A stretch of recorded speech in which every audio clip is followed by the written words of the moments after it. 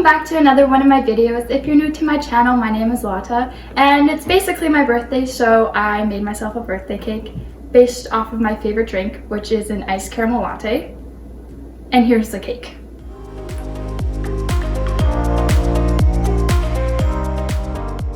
Now, because I already made my sponge cake and my caramel, we're going to start this video by flavoring our buttercream. So I already went ahead and made one batch of my German buttercream. If you want to see the recipe and how to make it, you can watch it up here. So because this is going to be a coffee buttercream, we're obviously going to need some sort of coffee to give that coffee flavor. So I'm going to use 3 teaspoons of instant coffee, or instant espresso actually. If you don't really want that much of a coffee flavor, maybe start with 2 teaspoons. If you want it to taste a little bit more like coffee, you can always add more. So I'm going to start off with 3 teaspoons, and I'm going to just turn that into like the paste with 1 shot of espresso. So this is actually 2 shots of espresso because I'm going to use the other half to drench my sponge cake. So I'm just going to use half for my espresso paste. So I'm going to go ahead and first mix my espresso coffee paste up, and then start taking a little bit of my buttercream and mixing that together. And once that is properly combined, we can mix it in with the rest of our buttercream.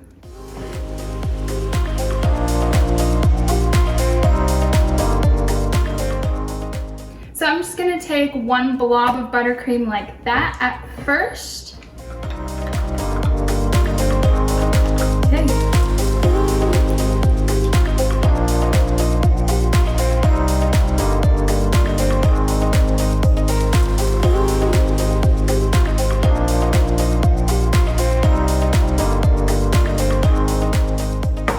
So the buttercream wasn't coffee flavored enough for me. So I added another 2 teaspoons of instant coffee or espresso powder with a bit of my liquid espresso. And I also added 1 teaspoon of cocoa powder just to change the buttercream color to make it a little bit more dark brown. So once again, I'm going to add this with a little bit of buttercream, and once that is all mixed in, I'm going to transfer it into our big bowl of buttercream.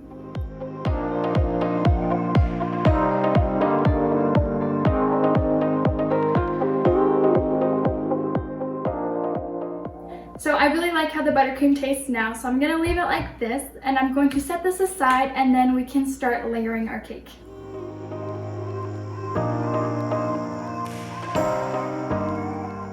So we've got everything prepared to layer our cake. So we've got our coffee buttercream already in a piping bag with just a plain old round tip.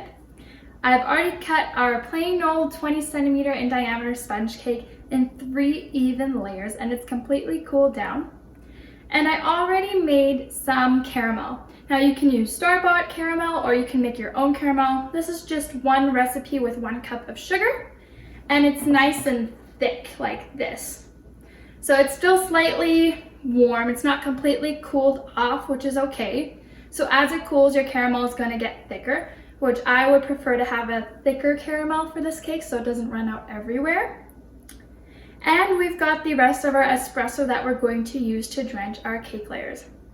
Now I like using a cake ring just to make it easier to layer. You don't need one because you're using buttercream. It's already a thick cream. It's not going to spill out everywhere. But I just like using it to make it a little bit more straight and even. So we're going to start by adding a layer of our cake, adding some of our espresso on it. And then we're going to use our piping bag to spritz a ring of buttercream around the side of the cake, and then fill it with our caramel, put some more buttercream on it, and repeat.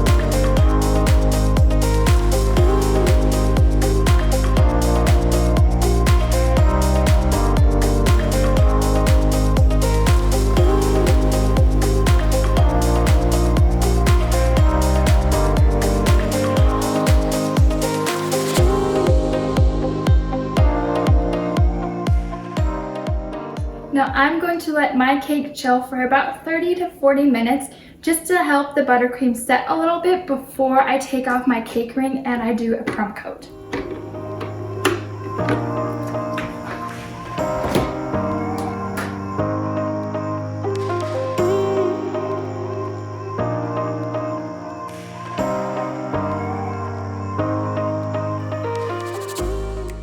Alright, it's been like half an hour, so we can do a quick crumb coat. So I'm just going to spread some buttercream all over our cake, and then I'm going to chill it again for like half an hour before I do a final coat.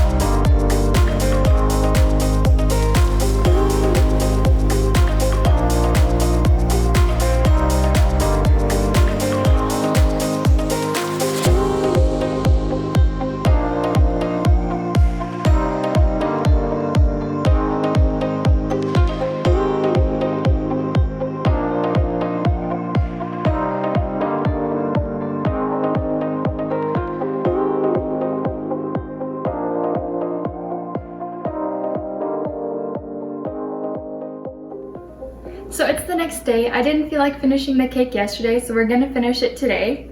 Now I already went ahead and heated up some of that leftover caramel from yesterday, and I poured it just on top, and I did a bit of a drip down the sides.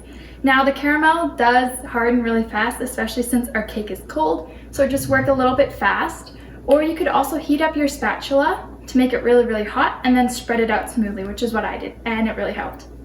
So I already whipped up some whipping cream, so I'm just going to decorate my cake with a couple rosettes, do some piping along the sides, and then that'll basically be it for this cake.